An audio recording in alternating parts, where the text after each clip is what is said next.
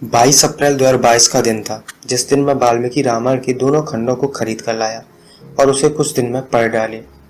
हालांकि मेरे पास पीडीएफ में ये सभी चीज़ें अवेलेबल हैं, फिर भी मैं हार्ड कॉपी लेके आया, वो भी गीता प्रेस गोरखपुर वाली।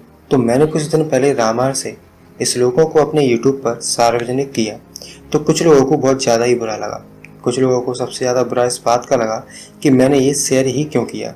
फिर दूसरे थे जिन्हें बुरा इस बात का लगा कि मैंने ये कहीं से उठाकर यहाँ पोस्ट किया हुआ है जिससे मैं उनके धर्म को बुरा बता सकूं। तीसरे वो थे जो कह रहे थे कि लिखने वाला कितना गंदा है जो ऐसी अपमानजनक बातें लिखी हुई हैं।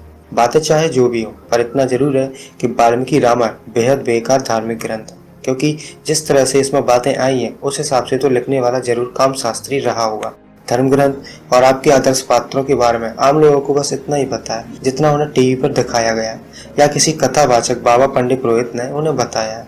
और ऐसी ही सुनी सुनाई कथाओं से वो उन पात्रों का अति भावनिक होकर आदर करते हैं, उन्हें भगवान बनाए रखते हैं, उन्हें आदर्श बनाए रखते हैं। लेकिन जब हम मूल ग्रंथों को खोलकर देखते हैं तब बहुत सारी सच्चाई सामने निकल कर आती है जिसे आम लोगों से छुपाया गया हो। आज मैं वीडियो में आपको पूरा प्रूफ के साथ बताने वाला हूँ जो मैंने पोस्ट किए हैं वो सही है, क्योंकि वो पहले तो वाल्मीकि रामायण है और दूसरा कि वाल्मीकि रामायण जहाँ से प्रकाशित है वो गीता प्रेस गोरखपुर प्रकाशक है। जहाँ तक मैंने वाल्मीकि रामायण को पढ़ा उसमें से 5 से 7 बार सीता के चरित्र को हनन किया है, जिसमें उनके शरीर के अलग अलग पार्ट को डिस्क्राइब किया है जिसे पढ़कर आम आदमी को भी शर्म आ जाए, पर लिखने वाले के लिए ये बिल्कुल ही अलग लेवल का क्रेज है। सबसे पहले मैं प्रमाण के लिए वाल्मीकि रामायण की हार्ड कॉपी दिखाई देता हूँ, जिससे आपको ये ना लगे कि मेरे पास वाल्मीकि रामायण है ही नहीं और मैं कहीं से भी उठाकर यह श्लोक चेप दिया हूँ ताकि आपकी धार्मिक भावनाओं का मजाक उड़ा सकूँ।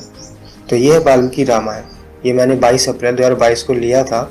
आप दोनों खंडों को देख सकते हैं। तो पहला प्रसंग सीता हरण का है, जिसे मैं अच्छे से बता देता हूँ। ये अरण्य कांड के सर्ग नंबर 46 और श्लोक 18 से 22 तक है। जब रावण सीता से मिलने के लिए अशोक वाटिका में आता है तब रावण सीता से कुछ इस तरह से बातें करता है। इसमें लिखा है कि दोनों जांघें हाथी की सूंड के समान शोभा पाती हैं। बाकी का तो आप पढ़ ही लीजिएगा। यहाँ नॉर्मल बातें नहीं हो रही है, यहाँ बात हो रही है सुंदरता प्लस हवस की। यहाँ मेरे कहने का मतलब ये कतई नहीं है कि मैं खुद सीता पर लांछन लगा रहा हूँ, बल्कि मतलब ये है कि लेखक कितना कुंठित और घटिया मानसिकता का रहा होगा जिसने ये बातें तथाकथित भगवान की पत्नी की जांघों के बारे में लिखा है। अब श्लोक 19 और 20 देखिए। इस श्लोक में तो हदें ही पार कर दी है। तुम्हारे ये दोनों स्तन पुष्ट गोलाकार परस्पर सटे हुए प्रगल्भ मोटे उठे हुए मुख वाले कमनीय चिकने ताड़ फल के समान आकार वाले परम सुंदर और श्रेष्ठ मणि में आभूषणों से भूषित है।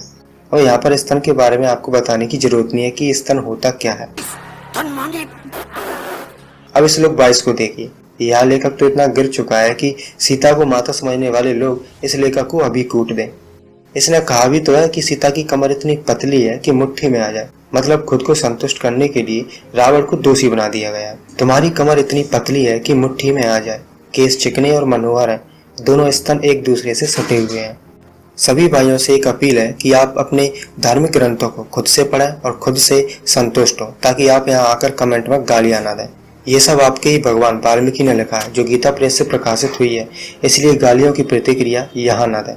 हाँ, एक बात और बता देता हूँ कि रामायण को लिखने वाला लेखक वाल्मीकि कोई शूद्र अछूत नहीं था, बल्कि ये ब्राह्मण था, जिसका प्रमाणिक वीडियो में बना चुका हूँ।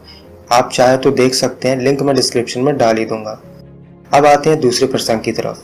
जब सीता का किडनैप हो जाता है और फिर सीता हरण के बाद राम दुखी होते हैं। चलिए इसे भी देख लेते हैं। ये अरण्य कांड में आता है सर्ग 63 और श्लोक 8। इसमें लिखा है कि मेरी प्रिया के भी दोनों गोल गोल स्तन जो सदा लाल चंदन से चर्चित होने योग्य थे, निश्चित ही रक्त के कीच में सन गए होंगे। हाय, इतने पर भी मेरे शरीर का पतन नहीं होता। अरे भाई अभी रुको, अभी तो वीडियो काफी लंबी है जिसमें और भी गंदगी भरी पड़ी है। अब तीसरा प्रसंग भी देख लीजिए। हनुमान जब सीता को खोजते खोजते लंका पहुंचते हैं तब सीता उसे चित्रकूट पर्वत का एक प्रसंग बताती है। ये सुंदरकांड के सर्ग 38 श्लोक नंबर 23 से 26 में है। कथा के अनुसार इंद्र के पुत्र जयंत ने कोए का रूप लेकर सीता के स्तन पर चोंच मारी थी। इसके बारे में सीता कहती है कि उस कोए ने अचानक आकर मेरे स्तन पर चोंच मारी और उछल उछल कर मुझे घायल कर दिया। और जब राम ने सीता का ये हाल देखा तो पूछ ही लिया ये कैसे हुआ। और पूरी बात जानने पर राम सीता से कहते हैं कि हाथी की सूंड समान जांघों वाली सुंदरी किसने तुम्हारी छाती को छत विक्षत कर दिया। चौथा प्रसंग आता है जब हनुमान लंका में आते हैं तो वापस आने पर सीता के सौंदर्य का वर्णन करते हैं। आप भी देखिए माता सीता कहने वाले हनुमान क्या भाव रखते हैं अपनी माता के बारे में। ये प्रसंग सुंदरकांड सर्ग 15 श्लोक 28 और 29 में आता है। देवी सीता का मुख पूर्ण चंद्रमा के समान मनोहर है। उनकी भौहें बड़ी सुंदर थी। दोनों स्तन मनोहर और गोलाकार थे। आई रिपीट, दोनों स्तन मनोहर और गोलाकार थे। वे अपनी अंग कांति से संपूर्ण दिशाओं का अंधकार दूर किए देती थी। अगला श्लोक है, उनके केस काले काले और होष्ठ बिंब फलक के समान लाल थे। कटी भाग बहुत ही सुंदर था। सारे अंग सुडौल और सुखंडित है। सारे अंग सुडौल और सुगठित थे। आपने यहाँ पर एक चीज नोटिस की, कटी भाग, जिसका मतलब होता है पिछवाड़ा, यानी जिसके सहारे से आप बैठते हैं। हनुमान जी आप बड़े प्रभु प्रेमी हैं। आपने उनकी बीवी तक को न छोड़ा। अच्छा चित्रण किया उनके सौंदर्य का। अगला है कि लंका में जहाँ सीता को रखा गया था वहाँ रावण आता है और रावण को देखकर सीता अपनी जांघों को सिकोड़ लेती है और उठे हुए दोनों स्तन को हाथ से ढक लेती है। ये भी सुंदरकांड के सर्ग 58 श्लोक 65 और 66 में। इतने में ही रावण की स्त्रियां और महाबली रावण ये सब के सब उस स्थान पर आ पहुंचे जहाँ सीता देवी विराजमान थी।